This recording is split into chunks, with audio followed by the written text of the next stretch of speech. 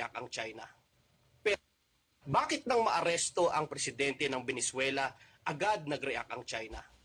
Pero nung maaresto si Digong, deadma lang sila. Bakit kaya? Akala ko ba close sila? Bakit nang maaresto ang presidente ng Venezuela, agad nag-react ang China? Pero nung maaresto si Digong, deadma lang sila. Ayun. Bakit kaya, ano, mga DDS, walang DDS na, naliligaw no? No? Pag may DDS yan, patulan natin yan. Bakit kaya, guys? Na hindi nagreact yung China nung hinuli si Tico. Diba? Wala po talagang kwentang yan, ang China. Walang kwentang alay. Sariling interest lang ang bumubuhay sa China. Oo, guys. No? Ayun, panoorin po natin to. Ito, may nag-send lang sa akin tungkol kay China. Ayun, China won't bleed for you. Maduro just prove it. Kasi alay din to ni ng China yung Venezuela. Pero kasi ba't yun pag alay ng China parang may mga karumal-dumal na ginagawa. Although hindi ko po approve yung ginawa ng US, pero 'di ba, the fact na may ginagawa yung ang tawag doon narco-terrorism. Kumbaga nag-ship ka sa US daw ng yung cartel mo nagbebenta na ka ng ganun ito, pakinggan po natin kung bakit walang kwentang alay o kakampi ang China. Yan, panoorin natin. Getaway car in town. Hey friends, imagine robbing a bank with a partner who promises you the fastest getaway car in town. Engine running, route mapped out, all-weather reliability. The job goes sideways, sirens everywhere, so you sprint out the door. And you know what? The car is gone. Not broken, not blocked, just gone. Ayun, paano daw kunwari meron kang kaibigan nagkasundo kayo, magnanakaw kayo ng bangko, tapos siya yung naka-assign sa kotse, get a runaway car or getaway vehicle. Ngayon, bakit daw pag labas mo na, 'di ba? Nawawala yung kotse. Yan, bakit daw?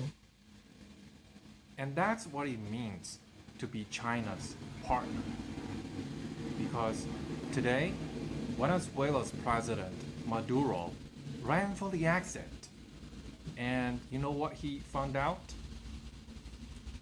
China doesn't do getaway cars. After years of calling China an ironclad friend, he didn't get any protection. He got picked up. And China held the door and blinked. Now, here's the timeline that should terrify every Chinese partner. Ayun, may babala siya, no? Nung sinabi niyang held the door, kumbaga hinayaan pang makalabas. Hinuli kasi si Maduro di ba? Tapos kumbaga binuksan mo pa yung pinto para ilabas siya. Si Nicolas Maduro from Venezuela. Ito po yung tungkol dun sa paghuli ng US kay Venezuela President Maduro. Kakampi daw di umano ng China itong Venezuela, no? Pero hinayaan lang siya. On Earth. Let's walk through the timeline of Maduro's arrest slowly because this is where it gets surreal. According to Trump's own statement, less than an hour after Maduro wrapped up a friendly meeting with a Chinese delegation, the US military suddenly achieved near supernatural situational awareness, executed a flawless operation, and removed Maduro from Venezuela with surgical ease.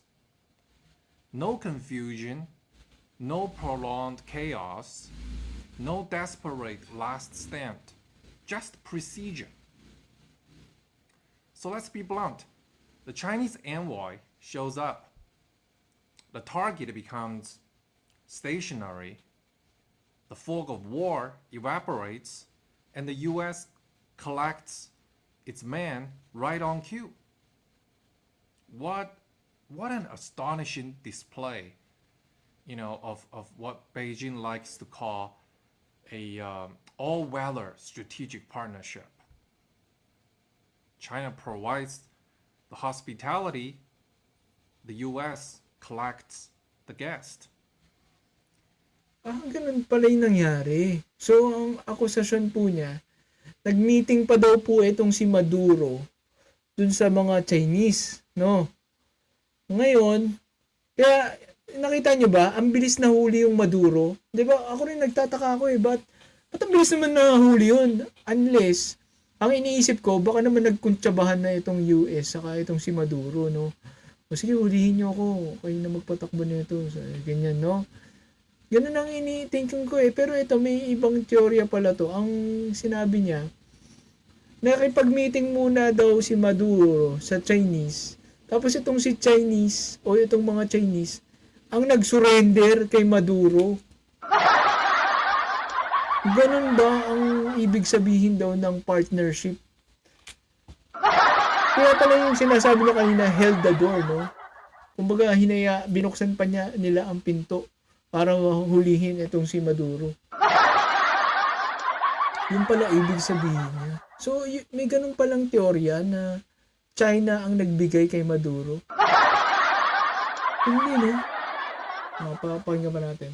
Now, this is the part every dictator, strongman, and global South leader should be replaying on loop. Because being China's partner doesn't mean protection. It means exposure. China doesn't shield you. China doesn't distract you. China doesn't intervene when you need it the most. Yeah, China would host you politely and smile with you for ngingitian ka pa ng mga Chinese daw, no? Pero the cameras and promise you the world. papangakuan ka ng langit, hindi, ng mundo, sabi niya.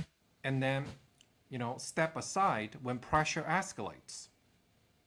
The next Pero kapag may mga pressure na or nag-escalate na or lumala na ang sitwasyon, handa silang umalis